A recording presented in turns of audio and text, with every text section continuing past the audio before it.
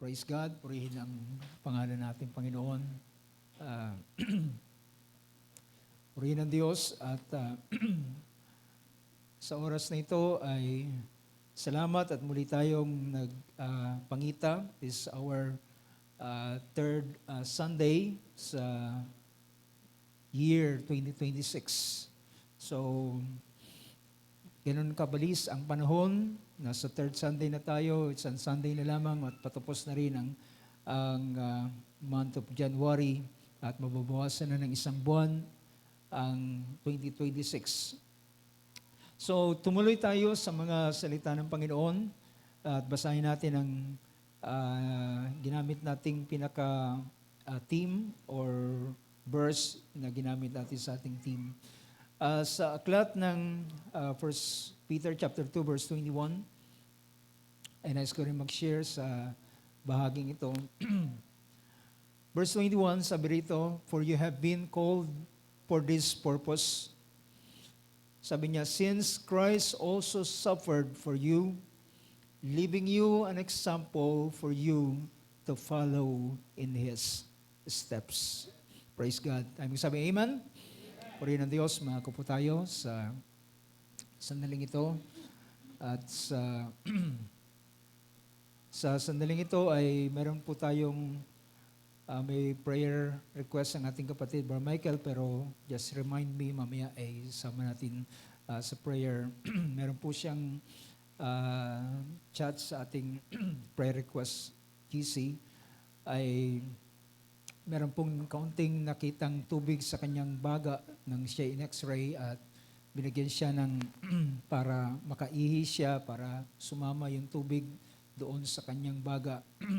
At mamayang gabi ay magkakaroon rin ng panibagong X-ray para to check kung ano ang status, kung ang tubig ay nawala sa kanyang sa kanyang lungs. So patuloy nating sama sa ating kapatid. Just remind me, mamaya idadali natin siya sama-sama sa ating prayer. So sa oras na ito, salamat sa Panginoon.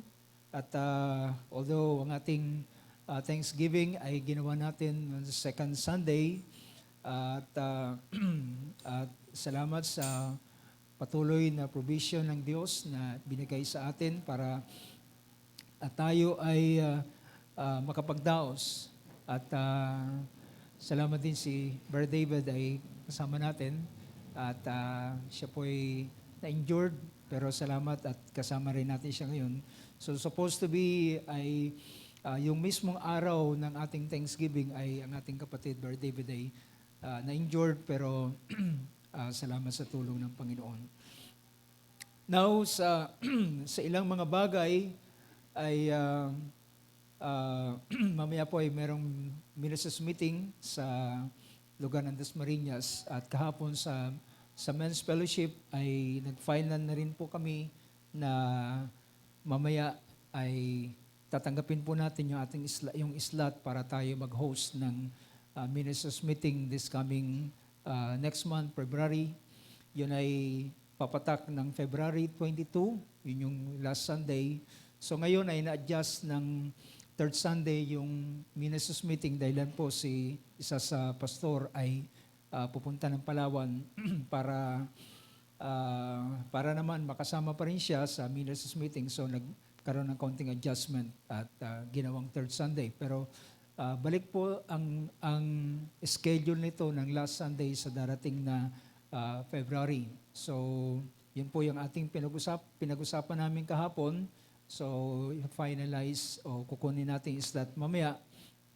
At hopefully ay tulungan tayo ng Panginoon na ma-accommodate natin dito sa lugar na ito kung wala tayong ibang magagamit na lugar. So i-maximize natin yung ating lugar para sa pagsaset up para sa ministers meeting.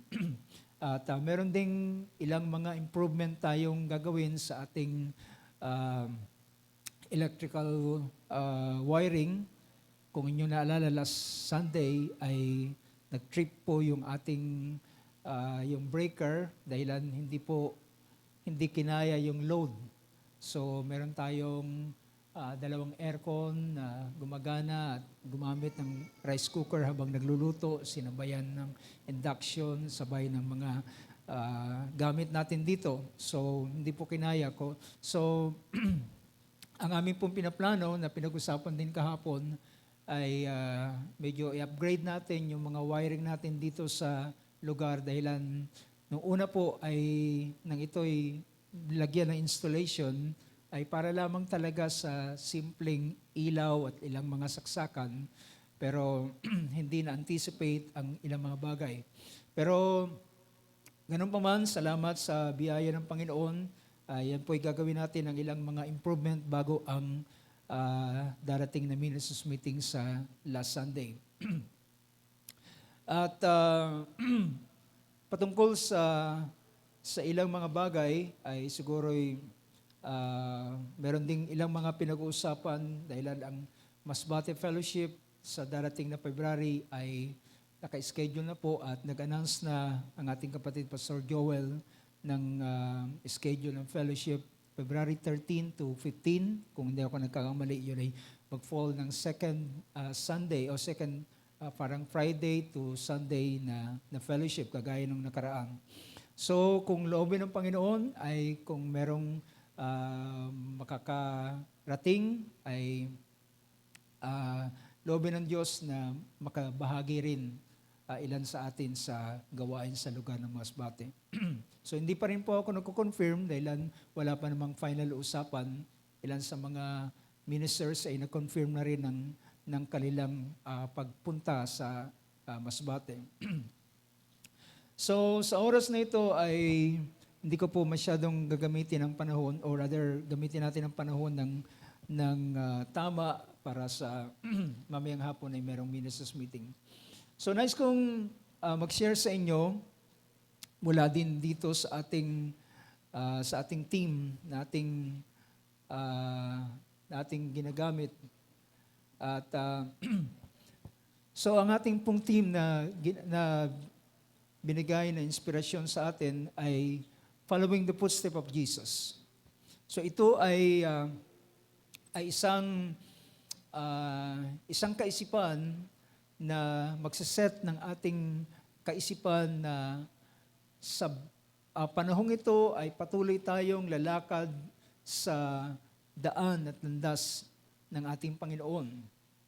At narinig natin mula sa mga pangangaral ng salita ng Diyos na ang pagsunod sa ating Panginoon ay hindi ito kagaya ng iniisip ng ilan na ang tinatawag ng mga, sabihin natin, mga prosperity gospel sa ating panahon ngayon ay meron silang pag-anyaya na kapag ikaw ay lumapit kay Jesus, ang lahat ng problema mo ay mawawala at tutugunin ang lahat ng iyong pangailangan in which na yun ay totoo na ang Panginoon ay tumutugon sa bawat pangailangan ng bawat isa sa atin.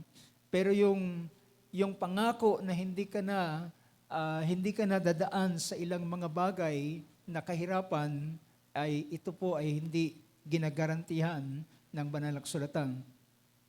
In fact, ang ating Panginoong Hesus nang siya ay may mga taong gustong lumapit sumunod sa ating Panginoon, ang sabi ng ating Panginoon ay wika ng isang lalaki sa kanya, Panginoon, gusto kong sumama sa iyo, gusto kong sumunod sa iyo.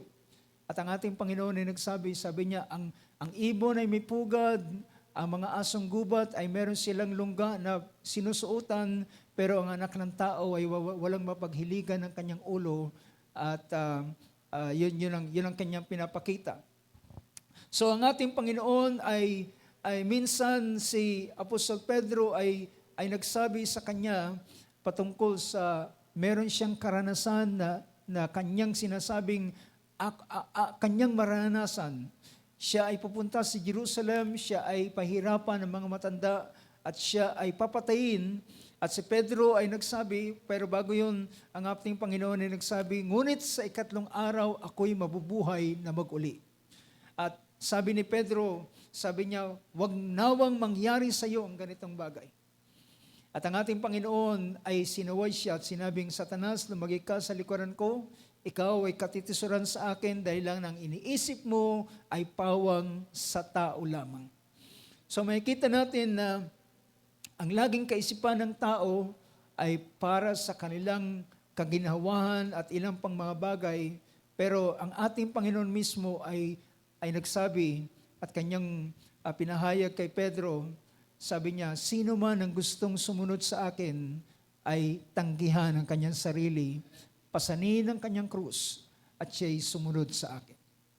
So ibig sabihin ng ating Panginoon na hindi siya nagbibigay ng false hope. Hindi siya nagbibigay ng isang maling pag-asa, kundi sinasabi niya ang buong katotohanan na maranasan ng mga mananampalataya na susunod sa ating Panginoon. Pinakita niya minsan na sabi niya, sino man ang susunod sa akin, sabi niya, ako ay naparito hindi para magdala ng kapayapaan, kundi ng tabak. Nabasa niyo ba yun sa banal na kasulatan? So brothers and sisters, ang salita ng Diyos, ang ating Panginoon ay nagpapakita ng tunay na karanasan ng mga taong susunod sa ating Panginoong Hesus. At sabi niya, ang aking daladala ay tabak at di kapayapaan. So minsan magugulat tayo sa mga statement ng ating Panginoon. Bakit? Akala ko ba ay siya ay Prince of Peace? Bakit meron siyang statement na ang dala ko'y tabak? At sabi niya, sapagkat, wika ng Panginoon, pag-aalitin ko ang mga minsan ang nasa pamilya, wika niya, ang anak ay magiging laban sa kanyang ina, ang magulang ay laban sa kanyang anak. Ito'y dahilan, mga kapatid, kapag ikaw ay tumayo sa paninindigan sa salita ng Diyos, ay sabi ng ating Panginoon, ang minsan ang unang mong magiging kaaway ay ang sarili mong sambayan. Naalala nyo, ang pangyayari sa panahon ng ating Panginoong Hesus, sa John chapter 9, merong isang lalaki doon na nadaanan ng ating Panginoon doon sa the way habang sila'y naglalakad, nakita nila ang isang lalaki at sabi ng mga alagad, Panginoon, bakit ang lalaking ito ay bulag? Dahil ang kilala nila ang taong ito na siya ay pinanganak, hindi lamang siya basta na bulag, kundi ipinanganak siyang bulag.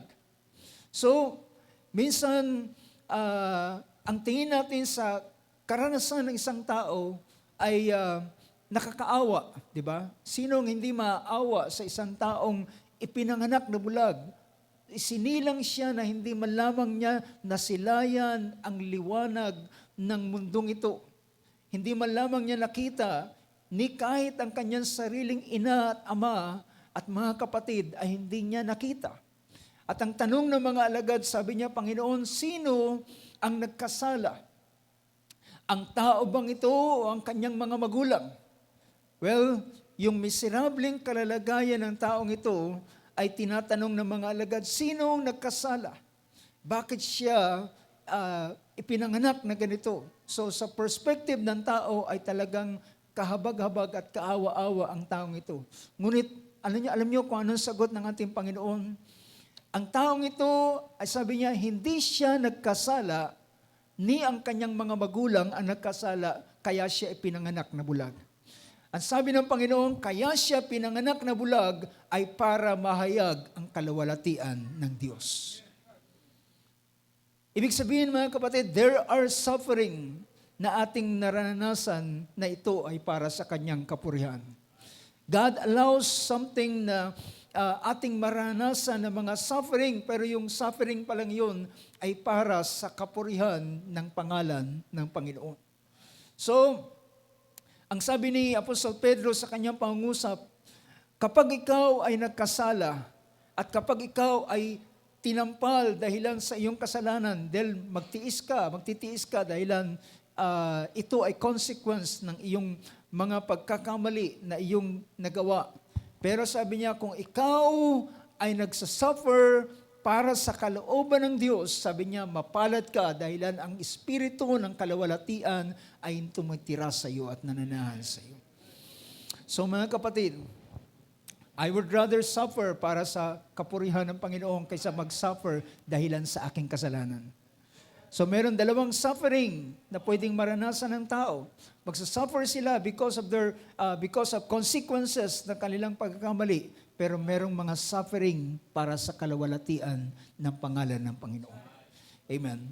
At ang ginawa ng ating Panginoon sa lalaking ito ay kanya nilapitan, dumura ang Panginoon sa lupa at gumawa ng putik mula sa kanyang dura sa lupa at gumawa ng putik at inilagay sa kanyang mga mata. And ayon sa ilang account, ang lalaking ito na bulag ay hindi lamang bulag na basta na hindi nakakakita, kundi ang lalaking ito ay wala mismong eyeball. Yung bola-bola ng mata ay wala talaga. So sakit lang ang naroon sa kanya, kundi wala siyang mata. At nang nilagay ng Panginoon ng putik, inutusan siyang maghugas sa Siloam. At pagdating doon sa sa pool ng Siloam, siya naghugas at laking gulat niya nang siya maghugas, siya ay nakakita. At nang siya nakita, mga kapatid, nagkaroon ng usap-usapan dahil nang bumalik siya sa lugar na yon. Ang sabi ng mga tao, hindi bagat yan ang dating bulag? At sabi niya, ako nga yung dating bulag. At sabi niya, paano ka nakakita? Well, ang alam ko lamang, merong isang tao na gumawa, naglaglagay ng putik sa akin at inutusan ako maghugas at ako'y nakakita.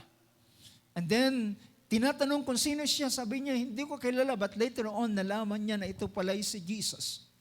At nang malaman niya na ito pala'y si Jesus, ang mga Pariseo at ang mga Sadducees ay ang mga priests at ilang mga elders ay nagsasabi, sabi niya, ang taong yan ay makasalanan at siya'y inimbestigahan. Paano ka na nakakita? At nakarating ang pagtatanong na ito sa kanyang mga magulang. At sabi niya, totoo ba na ng batang taong ito ay siya'y bulag at siya'y iyong anak?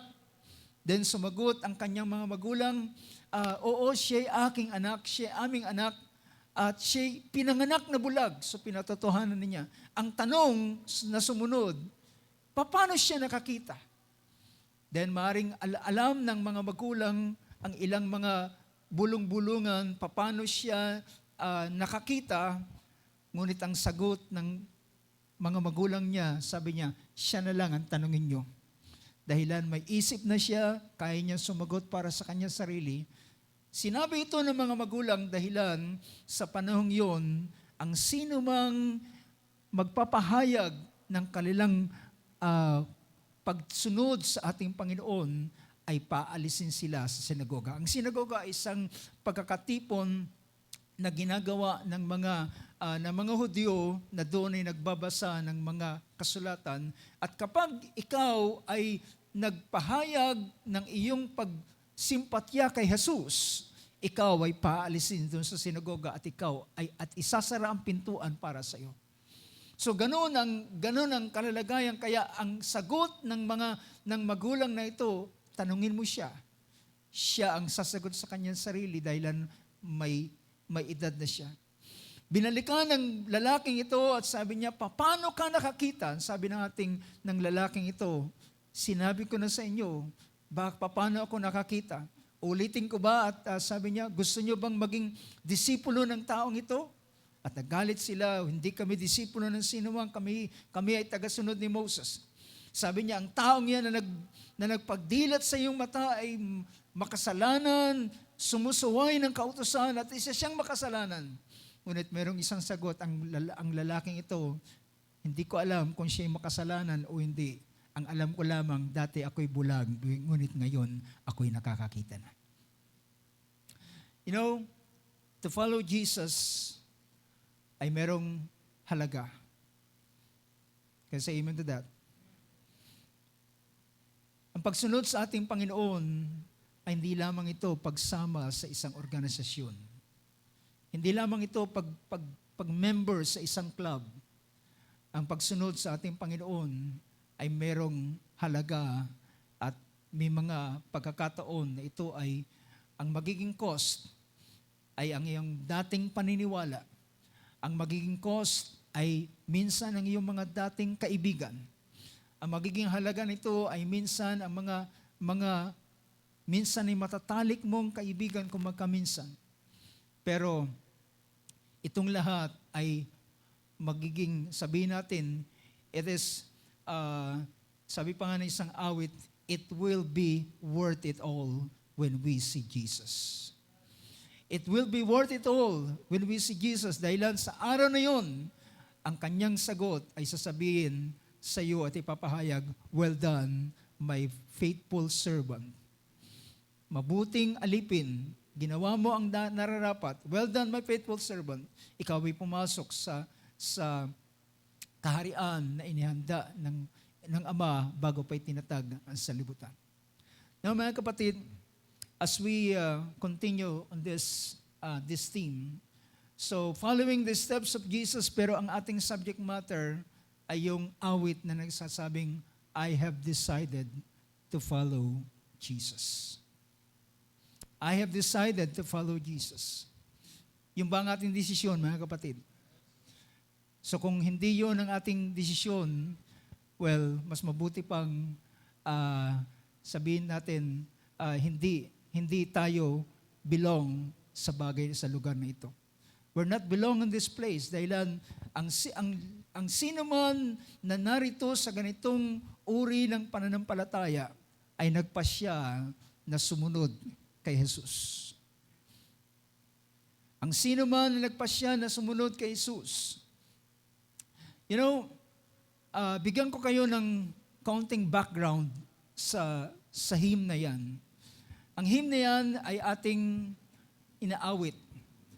At ang hymn na yan na I have decided to follow Jesus, no turning back, no turning back. Ang sumunod na praise dyan ay, well, display nga yung awit. I have decided to follow Jesus. And then yung sumunod na verse ay nagsabi, the world behind me and the cross before me. So may kita natin na ito ay confession. Ang una, ang chorus ay nagpapakita na ito ay decision. Excuse me. Ito ay decision. Ang sumunod na verse ay nagpapakita na ito ay isang uri ng confession. At ibig sabihin, alam niya kung ano ang kanyang kakaharapin. Nasabi ng verse na yan, the world behind me. Ito ay yung pagtalikod sa sanlibutan at alam niya ang kanyang tinatahak, ito ay ang cross. Pag sinabing cross, mga kapatid, the cross is an emblem of suffering. It is an emblem, ito'y tanda o ito'y pagkakakilanlan ng salitang cross ay suffering. May mga bagay na iyong maranasan dahilan sa pangalan ng ating Panginoon. At ito ay ang pag-iwan ng mundo, ang pagtalikod sa mundo at ang iyong pagtahak na ang iyong kinakaharap ay cross. Naalala ko dahilan ng ating Panginoon mismo ay pinakita ng Book of Hebrews chapter 12 na nagsasabing dahilan sa kagalakan na naroon sa ating Panginoon, He endured the cross. He despised the shame. Kanyang binata ang cross at kanyang binaliwala ang kahihiyan. Can you imagine, mga kapatid, siya ay identify bilang isang taong makasalanan na may mabigat na kasalanang ginawa. Ito ay ang pagsuway sa kautusan ni Moses at ang paglaban at gobyerno ni Cesar.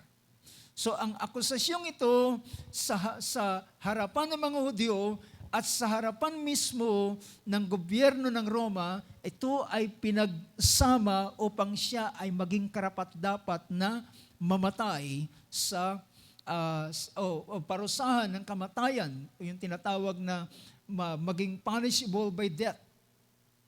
So, yung verse na yan, the world behind me and the cross before me.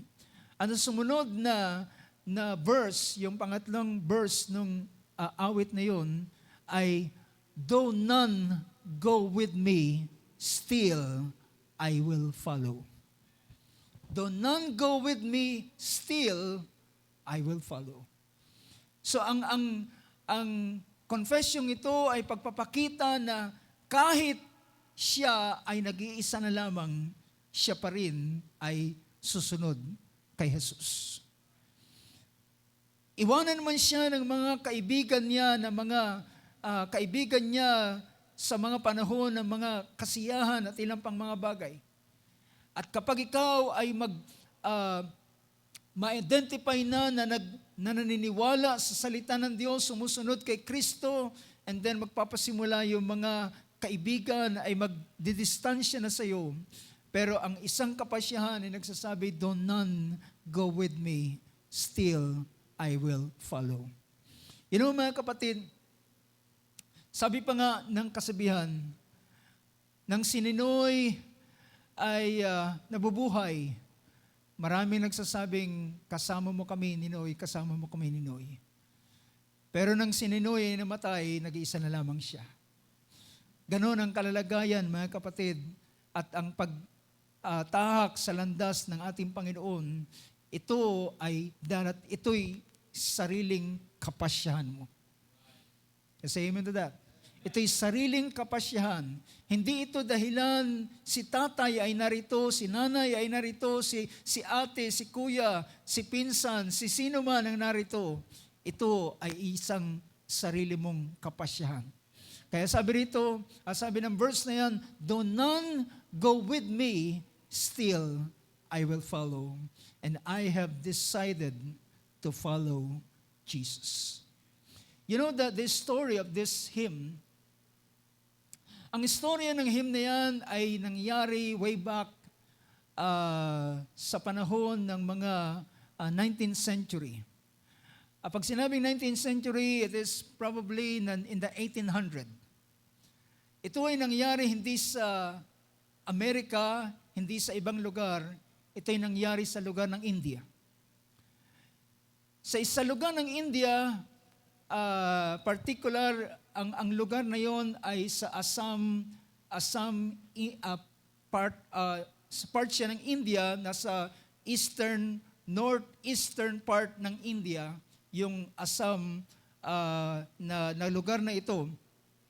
Merong isang tribo dito at merong isang lalaki na nakarinig ng ebanghelyo ng ating Panginoong Hesus. At nang ang missionary ay dumating doon, and then siya ay na-convert. At nang siya ay na-convert, ito ay malaking naging umugong ang ganitong balita na ang lalaking ito, ng taong ito, ay tinanggap ang pananampalatayang ito. And usually ang India, if I'm not mistaken, ay naniniwala sila sa ang relihiyon na meron sila ay ang Hinduism. At ang Hinduism ay maraming kumikilala sila ng napakaraming mga Diyos-Diyosan.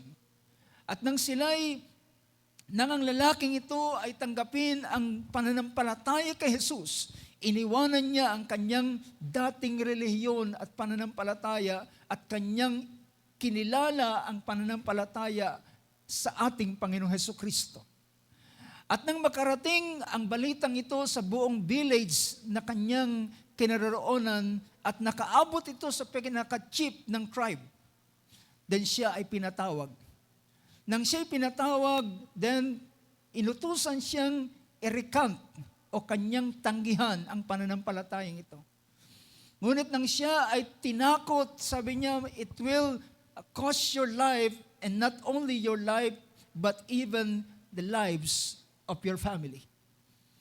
At ang ganitong ganitong threat sa kanya nang sabihin, magiging mabigat kung hindi mo tatanggihan ang kanyang pananampalataya, ang kanyang pagkilala sa Jesus na yan. Ngunit siya nagsabi, I have decided to follow Jesus.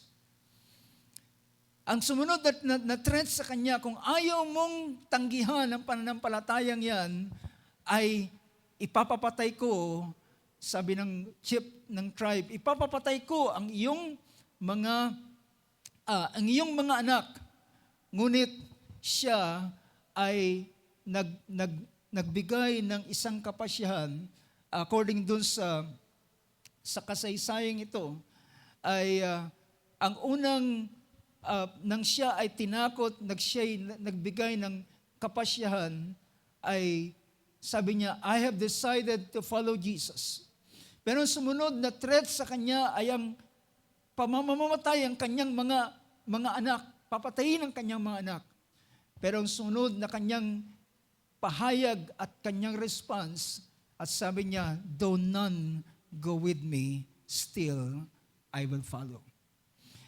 At ang sumunod na pinapatay ay ang kanyang mismong asawa, at ang huling pinatay ay mismo ang taong ito. Ngunit ito ay confession ng lalaking ito na nanampalataya sa ating Panginoon with this kind of decision that I have decided to follow Jesus. And no turning back. No turning back. At sabi niya, though none go with me, still I will follow. The world behind me and the cross before me. At pagkatapos na mamatay mismo ng taong ito, ay dumating ang ganitong balita ay kumalat doon sa buong village.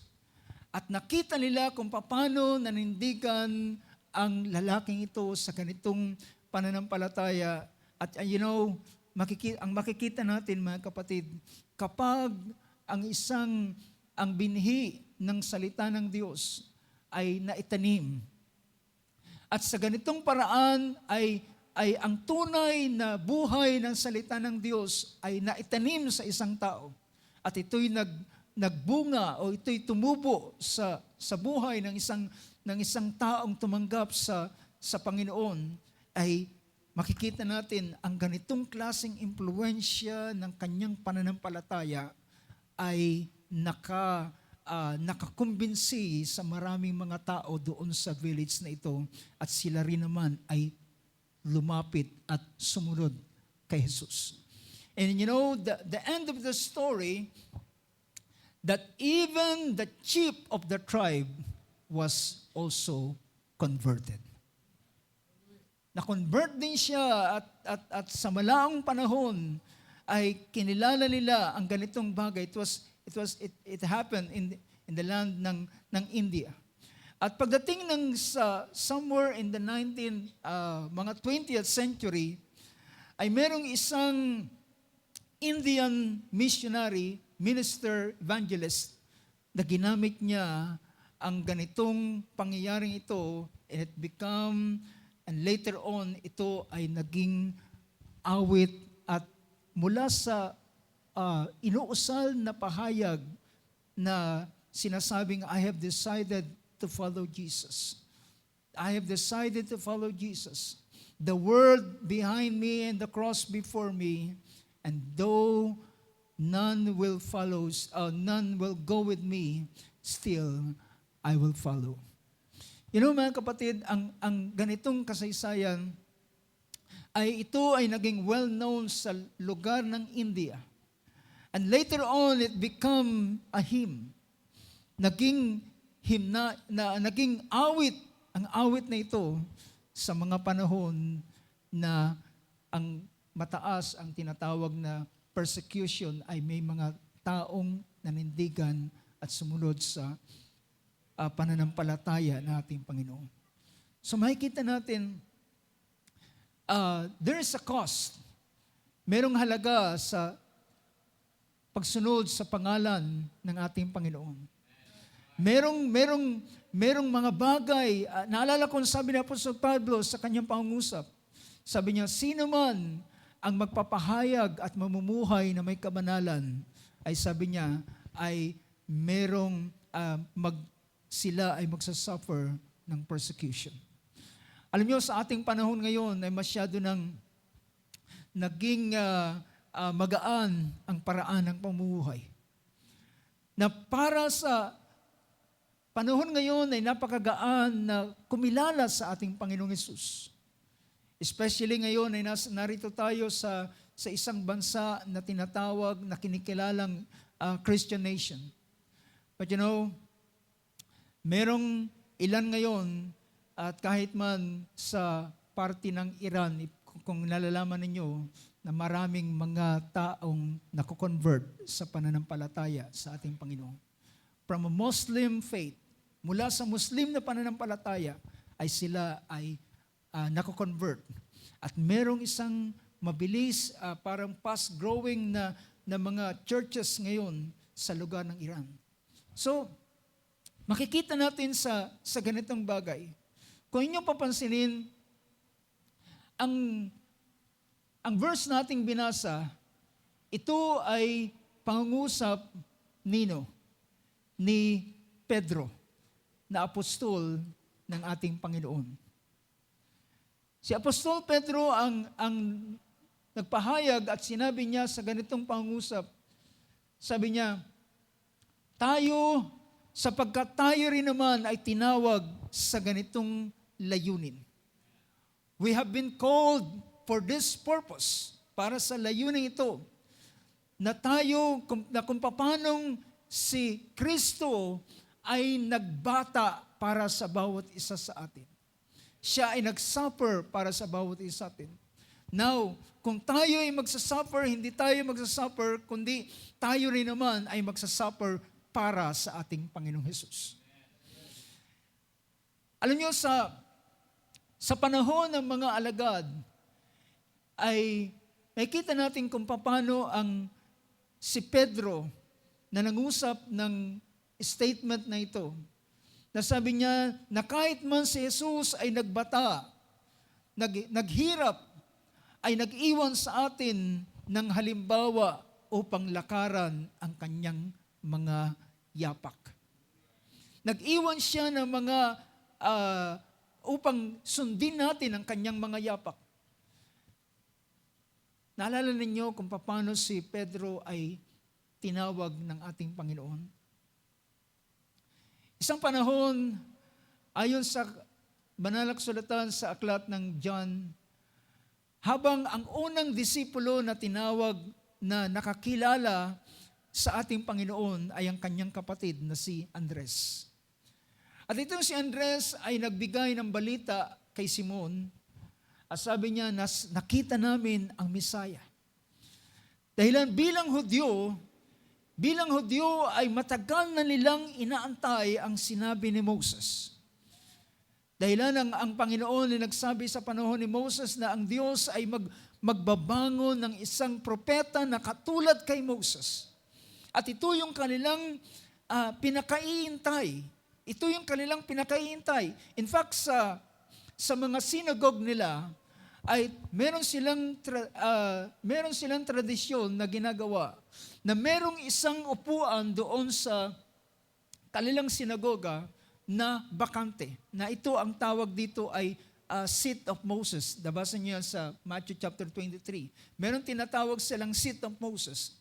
At sa panahon na ang Messiah ay darating, ay makikita nila na ito ay lugar na ilalaan nila para doon uupo ang pinili ng Diyos na kagaya kay Moses. At kung inyong maalala, ang aklat sa Luke chapter 4, ang ating Panginoon habang siya'y pumunta nasa lugar ng Nazareth. At pagpasok niya doon sa sinagoga sa lugar ng Nazareth, yun kagaya ng sinabi ko, ang sinagog ay ito'y pagkakatipon dahilan ito ay nabuo ang tinatawag na sinagog nang sila ay umalis sa Jerusalem at napunta sila sa Babylon. At pagkatapos ng exile, after exile, ay nagkaroon sila ng tinatawag na mga lugar ng tinatawag na pagkakatipon at yun ang tinawag nilang synagogue. At yung ganung kaugalian ay nanatiling kanilang ginagawa hanggang sa panahon ng ating Panginoong Hesus. Sa Luke chapter 4, ng ating Panginoon ay bigyan siya ng kasulatan ng isa sa mga namamahala doon. Sabi rito ng aklat, Luke chapter 4, verse 14.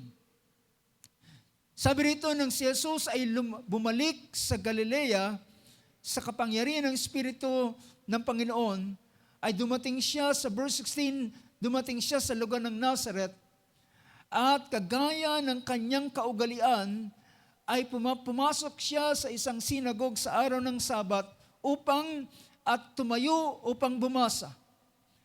At yun yung kanilang kaugalian na merong isang tatayo at merong pagbibigyan ng aklat. Yung aklat na yon ay randomly na binabasa nila. At ang ating Panginoon ay pumasok sa synagogue at ibinigay sa kanya ang isang aklat. At lahat ng bagay ay hindi aksidente. That even the very book na ibinigay sa ating Panginoon ay eksaktong aklat para sa katuparan ng hula sa Panginoon, sa ating Panginoong Hesus. At sabi rito, at siya'y tumayo para bumasa. At ang aklat ni Propeta Isaias ay ibinigay sa kanya at binuksan niya ang aklat at nasumpungan ang ganitong nasusulat sa verse 18. Sabi ng verse 18, sabi niya, sa wikang Tagalog, ang Espiritu ng Panginoon ay sumasa akin sapagkat ako'y pinahiran niya upang ipangaral ang Ebanghelyo sa mga dukha. Ako'y sinugo niya upang itanyag ang kalayaan sa mga bihag at upang tumanggap ng paningin ang mga bulag at upang palayain ang mga napipigati at upang ipahayag ang pinakadakilang kaarawan, the year of the Lord, ang kaarawan ng Panginoon.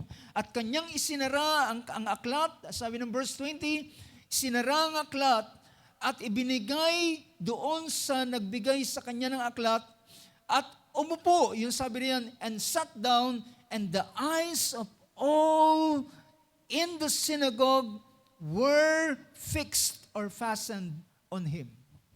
According to tradition, ng ating Panginoon ay umupo doon sa seat of Moses. Kaya't naagaw ang atensyon ng mga tao at nakatingin sa kanya, at habang siya nakaupo, ang ating Panginoon nagsabi, "This day, this scripture is fulfilled in your ears." So, ang ganitong balita ay umalingaw-ngaw ang ganitong bagay.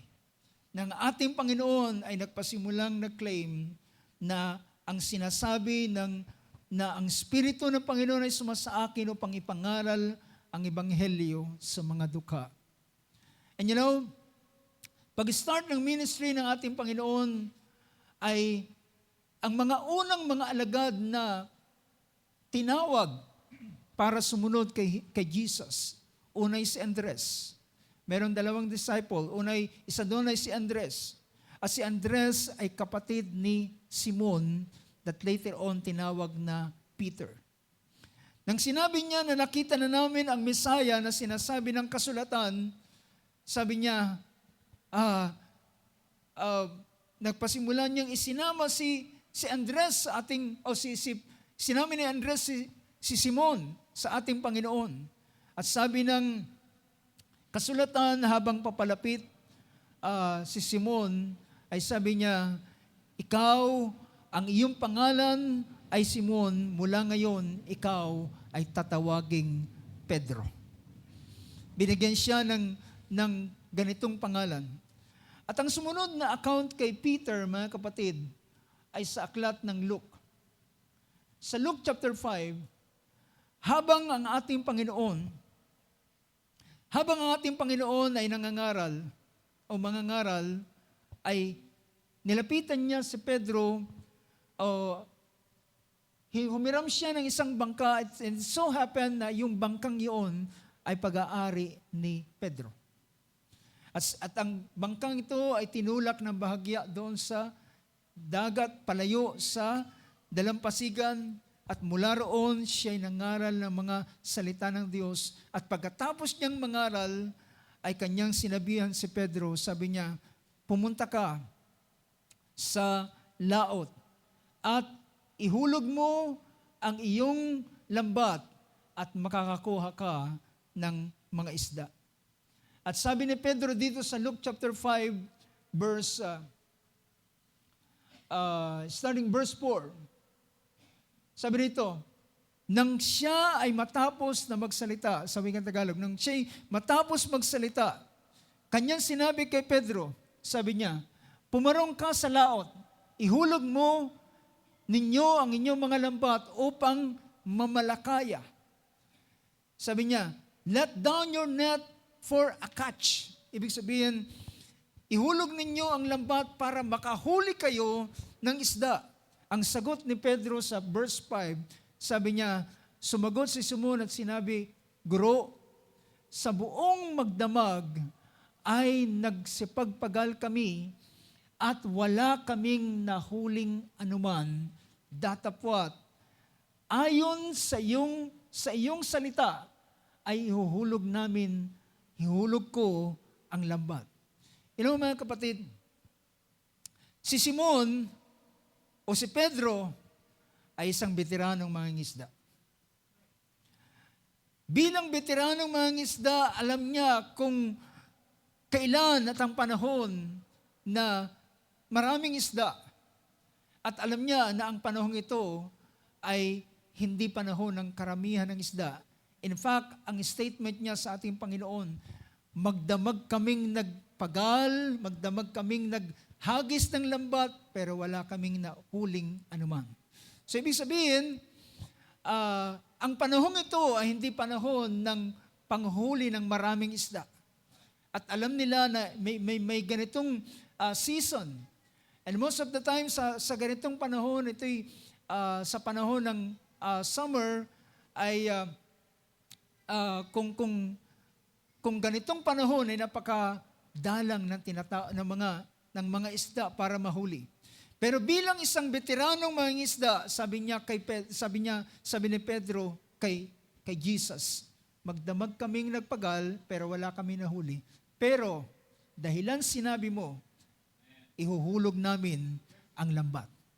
Pero alam nyo, ang statement na ito ni Peter o ni Simon ay hindi, ito ay parang patunayan niya kay Jesus, ako'y veteranong mangingisda, papatunayan ko sa iyo na wala kaming mahuhuling isda. Dahilan magdamag kaming nagpagal.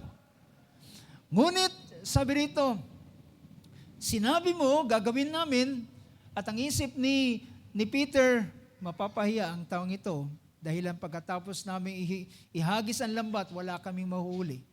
Gabi magdamag, nang huli kami, nang isda kami, naglambat kami, wala kami nahuli, araw pa kaya? See? So ganun yung logic na pinapakita.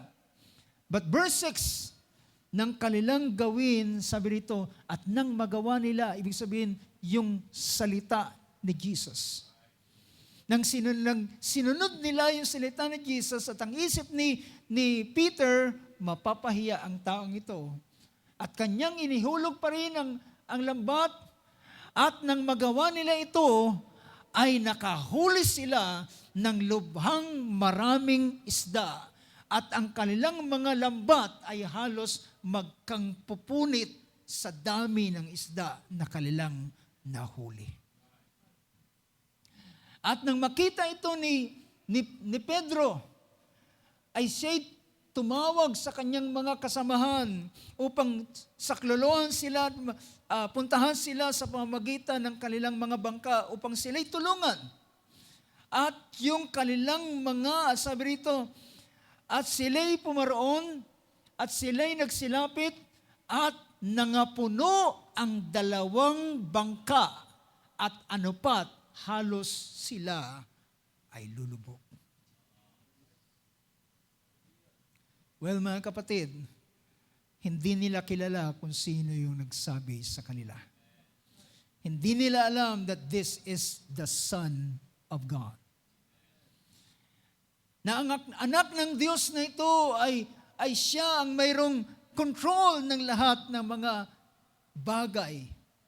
At sabi nito, at halos ang kanilang mga lambat ay mapunit at halos sila ay halos lumubog nang makita ito ni Pedro. Siya'y nanikluhod o nagpatira pa sa harapan ng paa ng ating Panginoon at sabi niya, lumayo ka sa akin sapagkat ako'y makasalanan. Ibig sabihin, kinilala niya na mali ang nasa kanyang pag-iisip.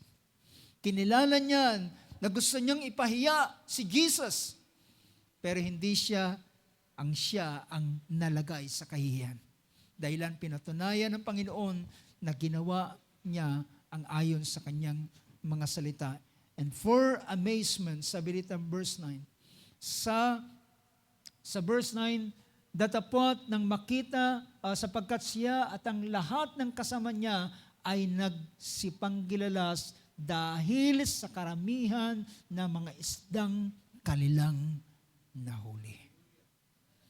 Imagine, buong magdamag wala silang nahuli. Pero sa panahon ng araw, by the word ng ating Panginoon, ng kanilang sundin, nakahuli sila, naka-enclose sila ng napakaraming isda. In fact, ang description dito, sa bandang huli, sa after ng resurrection ng ating Panginoon, nangyari uli ang ganitong pangyari. Sa panahon yun ay dinescribe na ang nahuni nila ay hindi po maliliit na mga isda, kundi malalaking mga isda. At yun ang kanilang pinanggilalas. And for amazement had seized him and all his companions because of the catch of fish which they had taken. Hindi lamang ang dami, kundi ang laki ng mga isda. Na ito ay imposibleng mangyari sa panahong yon. At yon ay naroon si Santiago. Si Santiago, si Juan, anak ni, at ang magkapatid na James and John, anak ni Zebedee, ang mga partner ni Simon Pedro, at sabi sa verse 10, at sabi ni Jesus, at sinabi ni Jesus kay Simon, huwag kang matakot, mula ngayon ay mamamalakaya ka ng mga tao. Ang sabi ng sumunod na pangusap, verse 11, at ng kanilang may sadsats na nila sa lupa ang kanilang mga bangka, iniwan nila ang lahat at nagsisunod sa Kanya. They start to follow Jesus. Iniwanan nila ang bangka, iniwanan ang lambat, iniwanan ang kanilang magulang, iniwanan nila ang ganitong klaseng paraan ng hanapbuhay. At sila'y nagpasimulang sumunod kay Jesus mula sa panahong yun. Hindi alam ni Pedro kung ano ang mga bagay na kanyang susungin sa kanyang pagsunod kay Jesus. But habang sila ay sumusunod sa ating Panginoon, si Jesus ay nagpasimulang sila ay tinetrain bilang siya ang hindi nila alam that later on ay iiwanan ng Panginoon sa kanila ang isang responsibility na ito ay ang pamamalakaya ng mga tao. At sa mahabang panahon, makikita natin si Pedro ay may mga bagay na naging karanasan na kanyang naranasan sa ating Panginoon. At may mga panahon na siya ay pinupuri ng Panginoon dahilan sa kanyang pananampalataya. At meron ding isang pagkakataon na siya ay sinaway ng Panginoon at tinawag siyang, Satanas, lumagay ka sa likuran ko, ikaw ay katitisuran sa akin. Hanggang sa bandang huli ng ating Panginoon ay nagsabi siya na darating ang panahon, sila ay magkakahiwalay. Siya ay pupuntang Jerusalem at kukunin siya ng mga matatanda at siya ay pahirapan at siya ay papatayin at siya ay, ngunit sa ikatlong araw siya ay bubuhayin at mabubuhay na maguli. Doon niya sinaway ang ating Panginoon, ngunit doon sinabi ng ating Panginoon sa, balikan natin yung verse na yon sa Matthew chapter 16. Sa Matthew 16, at starting from verse 21, sabi rito ng verse 21, from that time, Jesus began to show His disciples that He must go to Jerusalem and suffer many things from the elders and the chief priests and the scribes and be killed and be raised up on the third day. So, ang ating Panginoon ay nakita nila yung uri ng buhay na kanilang ipinamuhay ng ating Panginoon. Malimit sa kanilang pagsunod kay Jesus, paggising nila sa umaga, ay hindi nila nakikita ang ating Panginoon. Sapagkat siya'y bago pa kumagat o bago pa pumutok ang liwanag, ay pumaparoon siya sa kabundukan at siya'y nananalangin. At siya ay babalik sa kanyang mga alagad at sila'y magpapasimulang yumaon para pumunta at mangaral ang Panginoon ng Ebanghelyo ng Kaharian.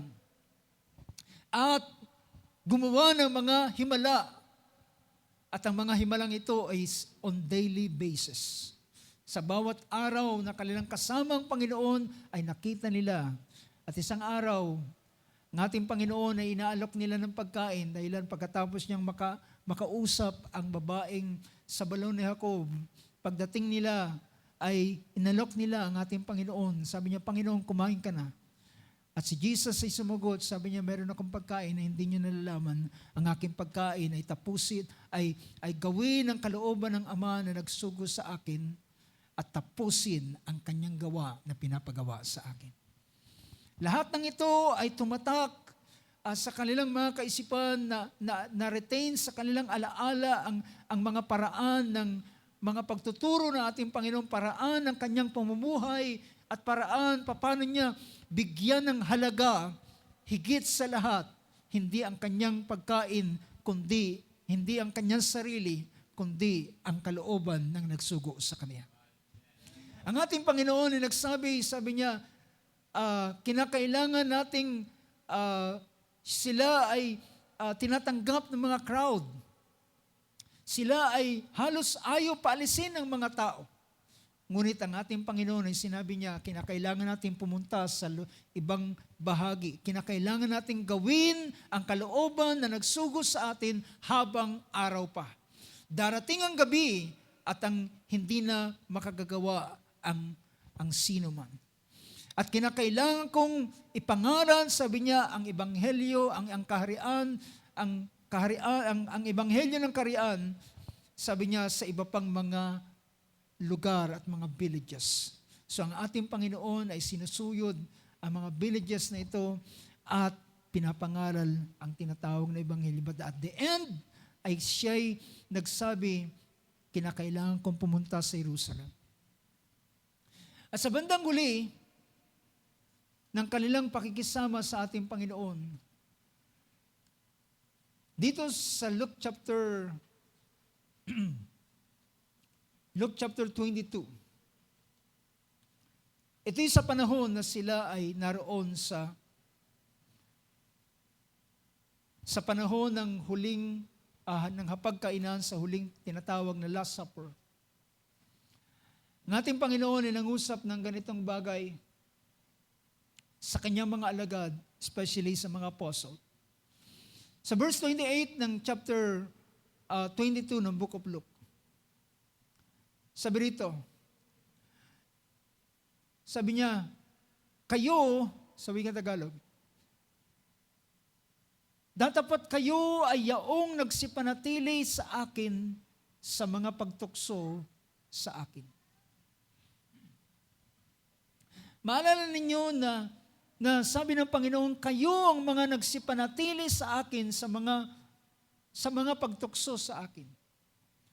Matatandaan ninyo na sa isang pagkakataon, pagkatapos ng ating Panginoon ay magpakain ng 5,000 katao sa pamamagitan ng 5 tinapay at 2 isda.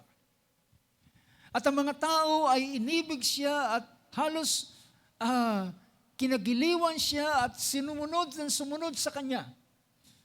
At ang mga tao ay kapag siya ay nabalitaan na wala sa lugar doon at tumawid doon sa kabilang ibayo, ang mga tao ay sumasakay ng bangka at tumatawid doon sa kabilang ibayo ng Sea of Galilee at pinupuntahan nila si Jesus. At pagdating nila doon sa kabilang ibayo, pag nakita nila ang ating Panginoon, sasabihin nila, Panginoon, nandito ka pala. Ngunit ang Panginoon ay nagsabi, hindi kayo sumusunod sa akin dahilan sa mga himala, kundi dahilan nakakain kayo ng tinapay at nabusog kayo. Because nakikinabang sila. Kaya sila sumusunod sa Panginoon because of gain. Imagine, pakakainin sila ng walang bayad.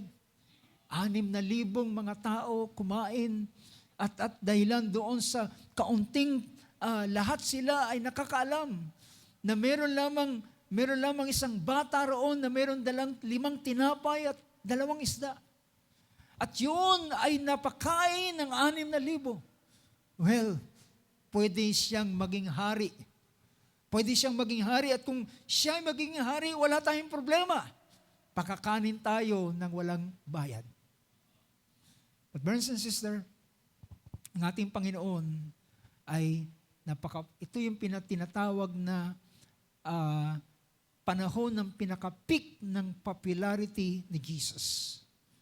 Mga tao ay gumagaling at ang mga tao ay pinapakain at ang mga tao ay nagigiliw at lumalapit at sumusunod sa Kanya. Pero nang sabihin ng ating Panginoon, sabi niya, maliban na inyong kanin ang laman ng anak ng tao at inumin ang kanyang dugo, ay wala kayong buhay sa inyong sarili. And then ito ay nagpasimulang ang mga tao ay nagsabing mabigat na aral ito. Mabigat na aral ito. Sino ang kayang tumagal sa ganitong mga pangungusap niya? Alam niyo ba ang pinakabawal na kanin ng isang Israelita ay una-una, ang dugo ay dapat hindi kakanin, ito'y ibubuhos sa lupa, pero ang utos ng Panginoon, kinakailangan mong inumin ang aking dugo. Kanin ang aking laman, yan ay labag sa batas ni Moses. At ang mga tao ay hindi na kinaya ang ganitong mga bagay at ganitong pangungusap ng ating Panginoon. Pero bago dumating ang ganitong mabigat na pangungusap, una sabi ng Panginoon, ako ang tinapay na nanggaling sa langit. At pagkatapos noon, ay mga tao ay nagsabing, paano niya sinabing siya galing sa langit? Kilala ko siya kung sino siya. Kilala ko nanay, tatay niya at mga kapatid kung saan siya nakatira, saan siya pinanganak, saan siya lumaki. Bakit niya sasabihin na siya galing sa langit? At hanggang sasabihin niya na maliban ninyong kanin ang laman at inumin ng kanyang dugo ay wala kayong buhay sa inyong sarili. Sabi rito ng verse 59 ng chapter 6 ng book of John, sabi niya mga bagay na ito sa sinagoga samantalang siya'y nagtuturo sa Capernaum. At sabi ng verse 60, marami nga sa kanyang mga alagad nang kanilang marinig ito ay nagsabi, matigas ang pananalitang ito. Sino ang makaririnig. Verse 61, sabi niya, datapot pagkaalam ni Jesus na sa kanyang sarili na nagbulong-bulungan ang kanyang mga alagad. You know, ang word na ito ay ginamit, nagbulong-bulungan ang mga alagad. Ibig sabihin, mga follower ito ni Jesus. Mga sumusunod ito sa ating Panginoon. At sabi niya, nagbulong-bulungan ang mga tagasunod niya tungkol dito. At sa kanila'y sinabi, ito bagay, sabi ng Panginoon, ito bagay na kapag patisod sa inyo, ibig sabihin, ito bagay naging mabigat sa inyo para hindi nyo na matanggap. At verse 62, gaano pa kung makita ninyong umakyat ang anak ng tao sa kinaroroonan niya ng una. Sabi niya, ang Espiritu nagbibigay buhay sa laman ay wala kayong papakinabangin ng mga salita na aking sinasalita sa inyo ay pawang Espiritu at pawang buhay. Ngunit, sabi ng Panginoon sa verse 64, ngunit merong ilan sa inyo, datapat may ilan sa inyong hindi nagsisampalataya sa akin. Imagine, sumusunod sa ating Panginoon, pero hindi na sila naniniwala sa kanyang mga statement. Dahilan they are just after doon sa pakinabang. Pero wala silang pakialam sa kanyang mga salita.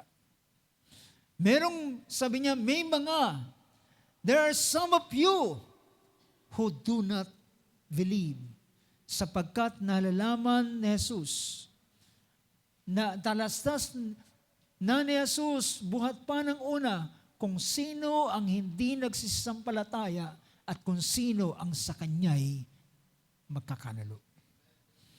Dito, ginamit ito ng ating kapatid Barbanham, dito niya dinivide ang tatlong klase ng mga tao. Merong mga hindi naniniwala sa ating Panginoon. Meron namang nagkukunwaring naniniwala but later on, kanyang pagkakanalo ang ating Panginoon. And you know who's that person. Ngunit, merong mga totoong naniniwala sa Kanya. Ito'y tatlong klase ng mga tao.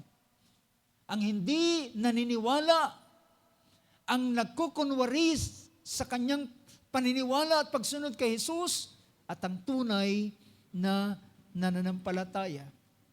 For Jesus knew from the beginning who they were and who did not believe and who it was that would betray Him.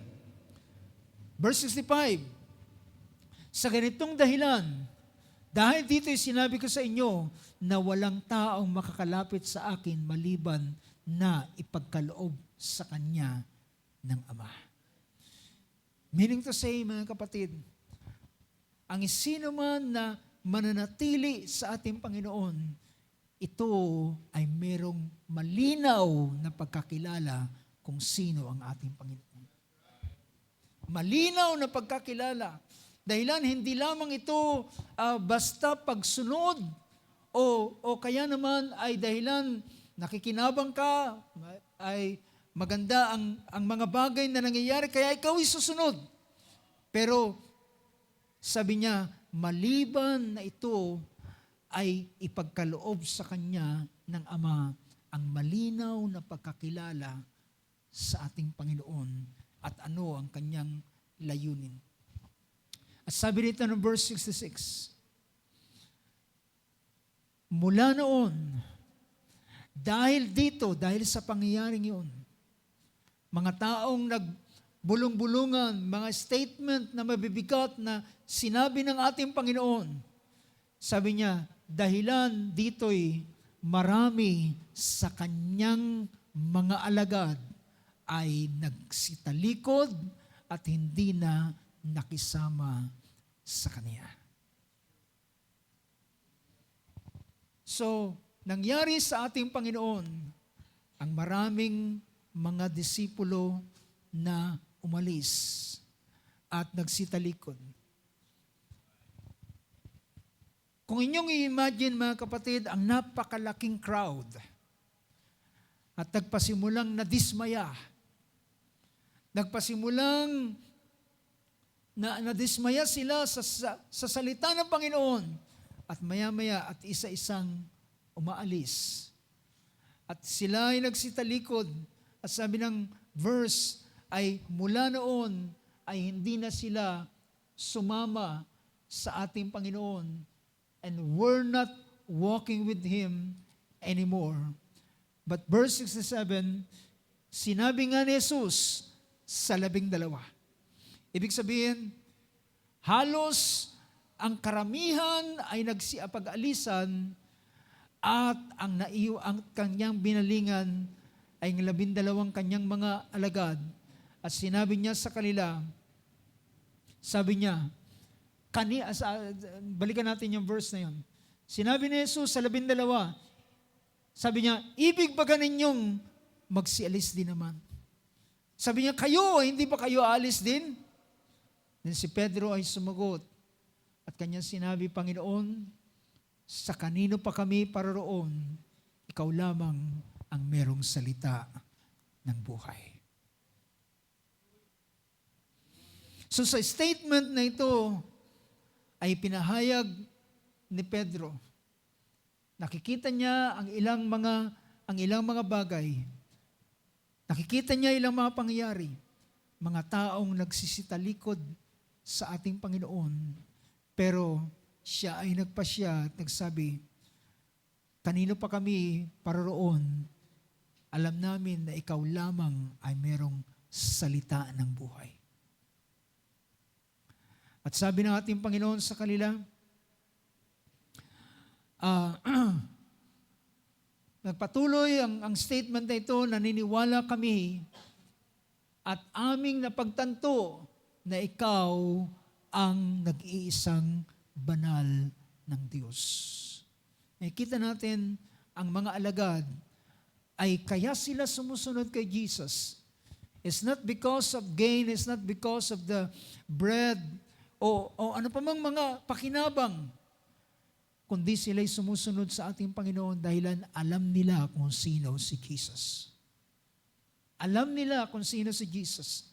At alam nila kung ano ang kanilang magiging karanasan at bagay na maranasan sa ating Panginoon dahilan siya ang kanilang pinakahihintay. At yun yung panahon na pinakita rin ng ilan sa mga alagad and even Peter ang siya nagsabi, matapos tanungin ng Panginoon sa ibang account, ano ang pagkakilala ng mga tao tungkol sa akin na anak ng tao? Ang sabi nila, ikaw ay si Jeremias, ang sabi nila, ikaw ay si Jeremiah, si Isaiah, si Elias, at iba, ikaw ay si Juan Bautista na nabuhay sa mga patay. Pero tinanong ng ating Panginoon, ngunit kayo, anong pagkakilala niyo sa akin? Si Pedro ang sumagot at tumayo, ikaw ang Kristo. Ikaw ang pinakahantay. Ikaw ang Kristo, ang anak ng Diyos na buhay. At sabi ng Panginoon, hindi mo yan tinanggap sa tao, sa dugot laman, tinanggap mo yan mula sa aking Ama na nasa langit. Mga kapatid, ang pagsunod sa ating Panginoon, hindi lamang ito dahilan sa anumang mga bagay, kundi sa isang malinaw na kapahayagan at pagkakilala kung sino ang ating sinusundan. At nang ipahayag niya ito, dahilan kilala nila ang ating Panginoon. Kaya babalikan natin yung verse ng Luke chapter 22. Ito yung panahon na sunod-sunod na niya nang sinasabi, ang anak ng tao ay papapatayin, paparoon sa Jerusalem, ibibigay sa mga matatanda, at nakita na nila yung kapanglawan ng ating Panginoon.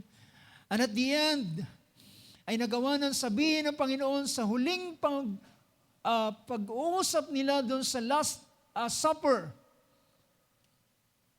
Matapos niyang sabihin sa kanila, balikan natin yung verse 28 ng chapter 22 ng Book of Luke. You are those who have stood by me in my trials. Kayo ang tumayo sa akin. Ibig sabihin, nanatili sa akin sa panahon ng mga pagsubok o panahon ng mga tukso. At kung papaano, sabi niya, kung papaano ang aking Ama ay nagbigay sa akin ng kaharian, ay ako'y nagbibigay rin naman sa inyo. Upang kayo ay kumain, verse 30, upang kayo'y magsikain at magsiinom sa aking dulang sa kaharian, at ako'y magsiapo sa mga luklukan na inyong huhukuman ang 12 angkan na Israel. Well, mga kapatid, ang ganitong mga kapahayagan ay hindi niya sinasabi sa karamihan ng mga tao. Ito'y sinasabi niya sa mga taong nanatili sa Kanya at sumusunod sa Kanya hanggang sa katapusan at kawakasan. Sabi niya, kayo ang nanatili sa akin. Kung paano ang Diyos, ang Ama ay nagbigay sa akin ng kaharian, kayo rin naman ay aking pagkakalooban ng kaharian upang kayo ay magsikain at magsiinom sa dulang sa aking kaharian at umupo sa mga luklukan upang maghumatol sa 12 tribo ng Israel. At maya-maya ay kanyang binalingan si Simon. At sabi niya sa kanya, Simon, Simon, Simon, narito, hiningi ka ni Satanas upang ikaw ay maliglig na kagaya ng mga trigo. Ngunit sabi niya, hinihingi ka ni Satanas upang ikaw ay maliglig na kagaya ng trigo. Ngunit, ipinamamanhik o idinadalangin kita, sabi ng wikang Ingles. Ikaw ay itinadalangin ko na huwag magkulang ang iyong pananampalataya at kung ikaw ay makapagbalik ng muli, ay papagtibayin mo ang iyong mga kapatid. Now, mga kapatid, nakikita natin, bilang isang tagasunod ng ating Panginoon, pinahayag ni Jesus kay Pedro ang ganitong bagay na kanyang maranasan bilang tagasunod ni Jesus. At sumagot si Pedro, sabi niya sa verse 33, but he said to him, sabi niya, at sinabi niya sa kanya, Panginoon, nakahanda ako, nakatalaga akong sumama sa iyo, nakahanda akong sumama sa iyo sa bilangguan at sa kamatayan. Ganon kadeterminado ang lalaking ito. At sabi ng ating Panginoon sa verse 34, ngunit sabi niya, sinasabi ko sa iyo, Pedro, na hindi titilaok ngayon ang manok hanggang sa hanggang sa ikaila mong makaitlo na ako'y hindi mo nakikilala. Sabi ng Panginoon, hindi titilaok ang manok ng 3 beses hanggat hindi mo ko pinagkakaila ng 3 beses. At sabi ng ating Panginoon, at marami siyang mga bagay na ipinakita. Sabi rito, sa verse 38, or sa ibang account, si Pedro ay pinanindigan niya na sabi niya, kahit man ang aking buhay ay aking tataya para sa iyo.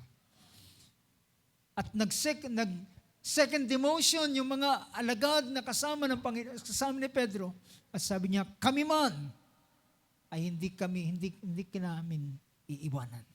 Susunod kami sa iyo. Imagine ang sabi ni Peter sa kanyang pangusap, I am ready to go both to prison and to death. Ako'y handang sumunod sa iyo sa bilangguan at hanggang sa kamatayan. And we know this story. Nang siya ay maharap habang ang ating Panginoon ay hinuli. Habang hinuhuli ang ating Panginoon, pinanindigan ni Pedro, handa siyang ipagtanggol si Jesus. Kinuha niya ang kanyang tabak at pinutol niya ang tenga ng isang alagad ng isang pari. At sabi ng Panginoon, ilagay mo sa suksukan ang iyong tabak. Huwag mong sabihin, Pedro, na hindi ko kayang tumawag ng 12 legyon na manghel sa isang saglit. Ngunit, paano matutupad ang salilita, ang kalooban ng Ama? Ibig sabihin, hindi ang ating Panginoon helpless. Hindi siya walang magagawa. Kaya niyang ipagtanggol ang kanyang sarili kung gugustuhin niya. Kaya niyang tumawag ng mga libo-libo at mga laksa-laksang mga manghel. At right away, siya ay tutulungan. Dahilan ang manghel ay nagkaantay lamang ng kanyang salita. Ngunit hindi niya yung ginawa. So ang lahat ng authority na meron ng ating Panginoon ay kanyang hindi ginamit para lamang maganap ang kalooban ng Ama para sa kanya. At nang siya ay kunin na, at siya ay nililitis na, at siya ay nakaharap, nilapitan siya ng isang dalagita. At sinabi sa kanya, kilala kita, ikaw ay kasama ng taong ito. At ang sabi ni Pedro, nagkakamali ka, iha. Nagkakamali ka, hindi ko kilala ang taong iyan. You know, brothers and sisters, sa harapan ng isang dalagita, imagine that, sa harapan ng isang dalagita, hindi na ipagtanggol ni Peter si Jesus. Hindi pa ito sa harapan ng Pariseo. Hindi pa ito sa harapan ng isang elder. Isang dalagita pa lamang nagsasalita sa kanya. Pwede niyang sabihin, kilala ko siya, ako'y tagasunod niya. Ako'y handang maglingkod sa kanya. Pero kanyang tinanggihan sa isang dalagita. Itong pinakamalungkot, mga kapatid, na minsan kahit sa harapan ng isang bata, ay hindi natin kayang ipagtanggol ang ating pananampalataya kay Jesus. Hope, walang gayon sa bawat isa sa atin. Hope na hindi tayo makikimi na ma-identify na tayo'y mananampalataya sa ating Panginoon. Hope na sa harapan ng maraming mga tao, na kahit ang ating mga panalangin minsan, kapag tayo kakain, ay lilingon tayo kung merong nakakakita at saka tayo manalangin ng saglit. I have decided to follow Jesus. But brothers and sisters, this point of time, si Peter ay nahulog sa ganitong bagay. Dahilan siya ay nilagay sa sa bistayan at niliglig na kagaya ng trigo. Lumabas yung mga, alam mo, pag binibistay, lumalabas yung mga magagaspang na bagay. At dito lumabas yung magaspang na uri ng pagkatao ni Pedro na kanyang dinenay si Jesus once, twice, but not just twice, 3 times si denied Jesus. At doon siya nagpasimulang nagsabi, sinusumpa ko, hindi ko kilala ang taong yan.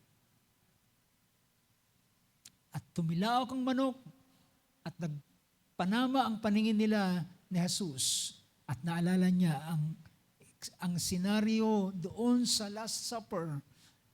Ang sabi ng Panginoon, Pedro, hindi titilawak ang manok ng 3 beses hanggat hindi mo ko pinagkakaila ng 3 beses. At siya'y tumakbo na umiiyak dahil alam niya, hindi niya napanindigan ang ating Panginoong Hesukristo. At sa buong makikita natin, ang ganitong guiltiness ay dala-dala ni Pedro. Hanggang si Jesus ay ma-resurrect. But you know, kung ating papansinin, sa bandang huli ng pangungusap ng ating Panginoon, pinakita niya dito sa Book of John, after ng resurrection, si Jesus ay nangusap dito sa chapter 21, sa verse 19, pagkatapos nilang kumain. Now this is said, verse 18, balikan natin ang verse 18. Pagkatapos nilang kumain, tinanong siya ng ating Panginoon 3 beses, mahal mo ba ako, Pedro? Sabi ni Pedro, mahal kita, Panginoon. Pakanin mo ang aking mga tupa. Tinanong uli siya, 2 beses, mahal mo ba ako, Pedro? Panginoon, nalalaman mo na mahal kita, pakanin mo ang aking mga kordero. 3 beses, tinanong niya uli, mahal mo ba ako, Pedro? At doon siya ay nakaramdam ng kakaibang bagay. Guiltiness. Dahilan alam niya, 3 beses niyang pinagkaila si Jesus. At sa huling pangungusap, mahal mo ba ako? Sinabi niya, ikaw ang nakakaalam. Nalalaman mo ang aking puso. Verse 18, katotohanan sinasabi ko sa iyo na nang ikaw ay bata pa. Nang ikaw ay bata pa, binibigkasan mo ang iyong sarili at lumalakad ka kung saan mo ibig. Ngunit pagtanda mo, iuunat mo ang iyong mga kamay, bibigkasan ka ng iba at dadalhin ka kung saan hindi mo ibig. Nang bata ka, ikaw ay nagsusuot ng gusto mong damit, pumupunta ka sa lugar na gusto mo, pero pagtanda mo, kapag ikaw ay nagtumanda na, sabi rito, iuunat mo ang iyong kamay, bibihisan ka ng iba, at dadalhin ka sa lugar na hindi mo gusto. Verse 19, ang tinutukoy pala rito, ito'y sinabi niya upang ipahiwatig kung sa anong kamatayan luluwalhatiin niya ang Diyos. At pagkatapos nito ay sinabi niya sa kanya, sumunod ka sa akin. So pinakita ni Jesus what kind of death that Peter will glorify God. But you know, after the Pentecost, dito si Pedro ay nanindigan hindi dahilan sa kanyang sariling lakas, kundi dahilan sa Holy Spirit na dumatahan sa kanya, na nagbigay sa kanya ng kalakasan. So what we need is not fighting spirit. What we need is the Holy Spirit. Fighting spirit is good, but hindi ito tatagal sa panahon ng persecution. Si Peter ay napakalakas ng kanyang fighting spirit. I will go to you into prison and even to death. But sa mga crucial moment, he denied Jesus 3 times. Pero nang ang Holy Spirit ay dumating, siya ang unang tumayo at siya ang nanindigan, siya ang nagpahayag, ang mga taong ito ay hindi mga lasing, kundi sila ay mga puspos ng Espiritu. Sila ay katuparan ng sinasabi ng kasulatan ng hula ni Joel na in the last days I will pour out my Spirit upon all flesh. At mga kapatid, sa panahong ito, kapag sila ay hinahagupit, hinahampas, umuwi sila na natutuwa dahilan at least sa ganitong paraan ay nakabahagi sila sa hirap ng ating Panginoong Hesus. At sila, ang kahihiyan na kanilang tinatanggap ay kanilang karangalan para sa kanila. Can you imagine that? Ang pinakaayaw ng tao ay mapahiya. Ang pinakaayaw ng tao ay ang sasabihin ng mga tao. Ang ganitong kalalagayan ay pagpapakita ng isang makasariling pananaw, self-centered, dahilan ayaw mong mapapahiya. Pero kung ikaw ay mapapahiya dahilan sa pangalan ng Panginoong Hesus, then ito ay para sa mga alagad ng unang panahon. It is an honor. It is their pleasure. They will say, my pleasure. Ito'y aking karangalan, ang madusta, mapahiya sa pangalan ng ating Panginoon. Now, alam nyo, it is Peter ang siyang sumulat ng ganitong bagay na kanyang pinahayag dito sa 2 Peter chapter 1. Verse 12 ng pangungusap na ito, therefore I will always be ready. 2 Peter chapter 1 verse 12. Sapagkat kaya't lagi kong hinahagad na ipalala sa inyo ang mga bagay na ito, bagamat inyong nalalaman na at kayo'y papagtibayin o pinapatibay sa katotohanang dumating sa inyo. Verse 13, inaakala kong tama na habang ako'y nasa toldang ito o yung tinutukoy niya nasa katawang ito, ay gisingin ko kayo ng isang paalala. Verse 14, yamang aking nalalaman na malapit na ang pag-alis ng aking tolda. Ang tinutukoy niya ay ang kanyang kamatayan, na gaya ng ipinakita sa akin ng Panginoon nating si Jesucristo. At this time, nire-recall ni Peter sa mga sulat niya. Sa sulat niya sa mga mananampalataya sa iba't ibang mga dako. Dahilan yung mga sinulatan niya rito ay mga mananampalataya nagkalat. Dahilan sa tinatawag na persecution.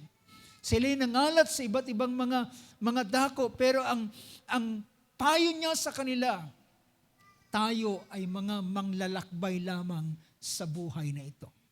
Pag sinabing manglalakbay, ay ikaw ay dumadaan lamang sa mga lugar. Hindi ka mag-stay doon, dadaan ka lamang, kahit maganda yung lugar na yun, ikaw ay dadaan lamang dahilan meron kang ibang destination. So mga kapatid, this world is not our home. Hindi ito ang ating lugar para sa atin. This world is not our home. We're just a passing through. Tayo ay dumadaan lamang. Kahit gaano kaganda ang mundong ito, kahit gaano kagandang comfort na ina-offer ng mundong ito, we're just a passing through. Dahilan meron tayong destination. At dito si Pedro ay kanyang pinahayag, dahilan alam niya na ang kanyang kamatayan ay malapit na. At siya, according to history, si Peter ay namatay na pinapahayag niya ang pananampalataya kay Jesus. At sa panahon ni Nero ay siya'y pinatay. Halos, kundi magkasunod, ang pagkaalam ko ay halos isang panahon namatay si Pablo at si Pedro. At si Pedro, dahilan sa kanyang pagtayo sa pananampalataya sa ating Panginoon, nang siya i-execute, papako siya sa krus, pero sabi niya, hindi ako karapat-dapat na makatulad sa aking guro, sa aking Panginoon. Sabi niya, ibaliktad ninyo ang pagkapako sa akin. And according to history, si Peter ay namatay na crucified, pero siya ay crucified upside down. So mga kapatid, ito yung mga tao na nagpatunay na sila'y handang sumunod sa ating Panginoon. They have decided. Yung statement niya sa harapan ni Jesus nang siya'y nabubuhay, ay hindi niya natupad. Pero later on, kanyang pinatunayan na handa siyang sumunod kay Jesus kahit man sa kamatayan. You know, mga kapatid, ang buhay natin ngayon bilang mananampalataya ay hindi katulad ng araw na kinakailangan mong selyuhan ang iyong pananampalataya ng sarili mong buhay at ng iyong sariling dugo. Ngayon ay napaka-comfort ng buhay Kristiyano. But, ingatan natin na ang comfort na ito ay maglayo sa atin sa desisyon ng pagsunod sa ating Panginoong Hesukristo. Ito ang mundo natin ngayon. Dahilan ang Laodicea is the most, sabihin pa natin, ang comfort sa panahon ng Laodicea ay napaka-taas. At huwag tayong malilang ng ganitong comfort ng mundo. Still, ang ating kapasyahan ay sumunod pa rin sa ating Panginoon. At ang sabi ng awit na yan, I have decided to follow Jesus. No turning back. Is that so, brothers and sisters? Tayo ba'y nagpasya sa ganitong pagpasok muli ng panahon ng pagsunod kay Jesus? Hindi siya nangangako ng anumang mga bagay na maraming mga comfort. Alam niya, meron tayong mga suffering, hindi inilingid ng Panginoon sa atin na may mga suffering tayong maranasan. But, are you still resolved that you will follow Jesus? And although, sabi pa ng awit, the world forsake me. Or though ang sino man ay iwanan ako at wala man akong makasama, still I will follow. Tayo tumayo sa oras na ito, mga kapatid. I pray to God na ang team na ito na ating binibigyan ng pansin ay mag-inspired sa atin by the Holy Spirit. I believe, naniniwala ako na my word is not enough to encourage you. But I believe the Holy Spirit ang siyang mag-encourage sa atin, ang siyang maglalagay sa atin ng sapat na lakas para magpasya at sa pagsunod natin sa ating Panginoon. Handa natin hindi lamang dahilan sa comfort at masasarap na bagay na ating naranasan kaya tayo maglilingkod sa Kanya, kundi tayo ay maglilingkod sa Kanya whatever it takes. Anuman ang mga bagay, dahilan kung ang ating Panginoon ay nag-suffer para sa atin, are we also willing na tayo mag-suffer din naman para sa Kanya? Praise God. Let's sing the song, ang hymn na yan, and then we will pray by the grace of God. Hallelujah. I have decided to follow Jesus, and there's no turning back. Alala ko ang isang martyr, if I'm not mistaken, it is Polycarp or other martyr. Ginapos siya sa isang pole at siya ay sisilaban na buhay. Ngunit binigyan siya ng pagkakataon para i-deny si Jesus. At ang kanyang denial kay Jesus ay magiging daan ng kanyang kalayaan upang siya hindi napatayin sa pamamagitan ng pagsisilab sa kanya ng buhay. Ngunit, ang isang statement na kanyang sinabi, sa loob ng 86 years na ako'y nabuhay sa ibabaw ng mundong ito, wala akong nakitang masamang bagay na ginawa sa akin si Jesus. paano ko siya ipagkakaila? Paano ko siya tatanggihan?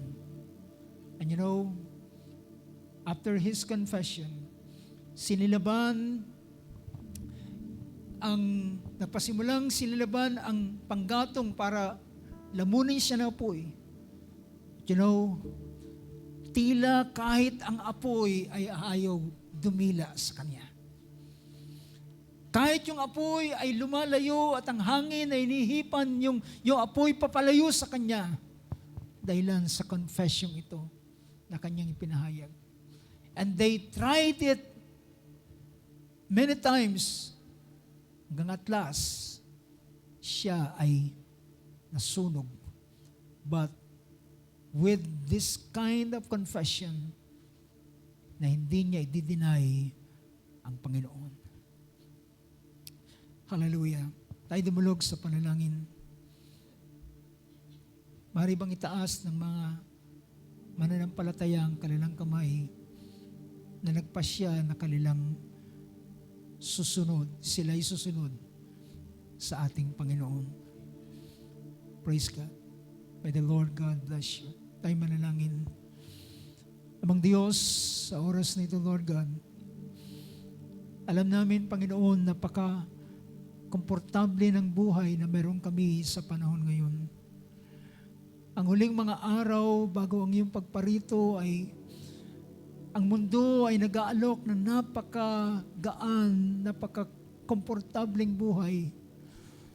That even, Lord God, ang pananampalataya sa iyo ay hindi na ganoon hallelujah, hindi na ganoon kabigat, Panginoon. At napaka-komportabling panahon ng aming pananampalataya ay malaya naming na ipapahayag na walang nagpa-persecute sa amin. But Lord God, dalangin namin, nawa ang ganitong klaseng comfort ay hindi magpalamig ng aming mga puso sa aming pananampalataya sa iyo. Kundi kami pa rin ay merong kapasyahan, hallelujah, na maglilingkod sa iyo at susunod sa iyo. At kung kami man ay dumaan sa ilang mga bagay na iyong papahintulot sa amin, Panginoon, but still alam namin, lahat ng bagay ay nangyayari para sa ikabubuti ng bawat isa sa amin. Kaming lahat ng mga tinawag, alinsunod sa iyong layunin at sa alinsunod sa iyong nasa. Panginoon, dalangin namin, kami ay kagaya ni Pedro na magpapahayag, Panginoon, saan pa kami paroroon? Ikaw lamang ang merong salita ng buhay. Lord, ang mundong ito, sa kabila ng comfort na ibinibigay, hallelujah, ay hindi namin kailanman ipagpapalit ang biyaya at kagandang loob na aming tinanggap mula sa iyo. O Mang Diyos, narito, Lord God, ang bawat isa na patuloy na nagre-renew para sa taong ito ng aming, hallelujah, ng aming allegiance, Lord God, ng aming katapatan sa iyo, Panginoon. Alam namin, hindi namin ito kayang saganang aming sarili na panghawakan, Panginoon. Kami ay maaring madapa, maaring manghina, Panginoon. Pero Lord God, we believe ang iyong banal na Espiritu ang siyang magbibigay sa amin ng kalakasan. At the same Spirit na naroon sa mga alagad, Panginoon, na nagbigay sa kanila ng kalakasan is the same Spirit, Lord God, na magbibigay ng lakas sa iyong mga anak upang ipahayag, Panginoon, hallelujah, ang aming pananampalataya kay Kristo Jesus sa uling mga araw nito. Lord God, ikaw ang mag-bless, Lord, sa bawat mga lalaki at babae, mga magulang at kabataan, Panginoon. O Lord Jesus, hallelujah. Hindi namin kailanman ipagkakaila ang aming tagapagligtas. Dahilan ikaw ay hindi nahiya na tumayo sa amin, Panginoon. Idipa ang iyong kamay doon sa cross, sa Kalbaryo. At Lord, at ipahayag, hallelujah, at tawagin mo kami at ma-identify ka sa amin bilang makasalanan at tawagin mo kami na iyong kapatid, Panginoon.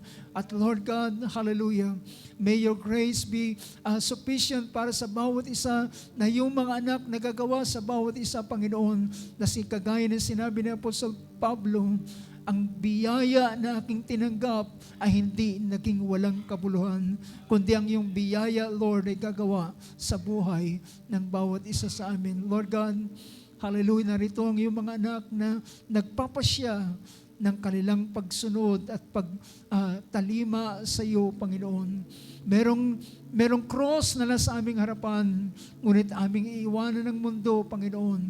At Lord God, maaring kami ay nag-iisa na lamang, Panginoon. Ngunit Lord God, hallelujah, kami ay magpapasya na hindi kami kailanman, hallelujah, sa iyong biyaya, Lord, sa iyong kalakasan na ibibigay mo sa amin, kami ay magpapatuloy, Panginoon.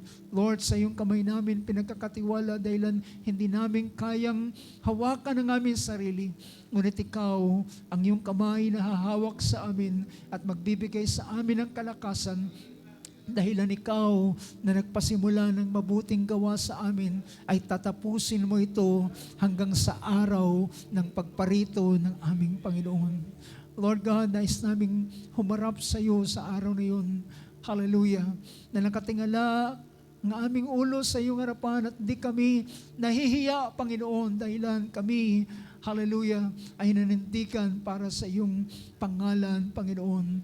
Oh Lord Jesus, hallelujah, may mga tao sa araw na yun na magpapatapon ng bundok at bato dahilan ayaw nilang makita ang galit ng kordero.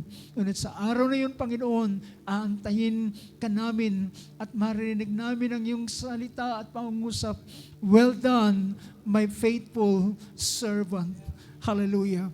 Panginoon, hanggang sa panahon na yun na iyong ipapahayag sa iyong mga anak. Lord, maraming salamat sa oras na ito. Nais namin pagkatiwala sa iyo ang buhay ng bawat isa sa amin. Hallelujah. Kalakip din sa aming panalangin, Lord, ang aming kapatid Brother Michael, sa kanyang patuloy na pinagdaraanan, Panginoon. Lord, merong kaunting tubig sa kanyang baga. Dalangin namin ang iyong patuloy na pagpapagaling na kanyang maranasan sa pamamagitan ng iyong bisa, ng iyong latay, at ng iyong kapangyarihan, Panginoon, ng iyong divine healing, Lord God. Hallelujah, sapagkat ang aming pag-asa ay hindi sa anumang bagay ng mga pagamutan at mga medisina. Lahat ng ito ay ginagamit mo, pero Lord, ang kagalingan ay nagmumula sa iyo. Lord, ikawad mo ang kagalingan sa aming kapatid na lubusan, Panginoon, mula ulo hanggang kanyang talampakan at maranasan niya ang lubos na dakilang biyaya at pagpapala. Lord, maraming salamat sa iyo namin. Pinagkakatiwala ang lahat ng ito na may pagpapasalamat kay Kristo Jesus na aming Panginoon. Amen and amen. Praise God. Palapanan natin Panginoon.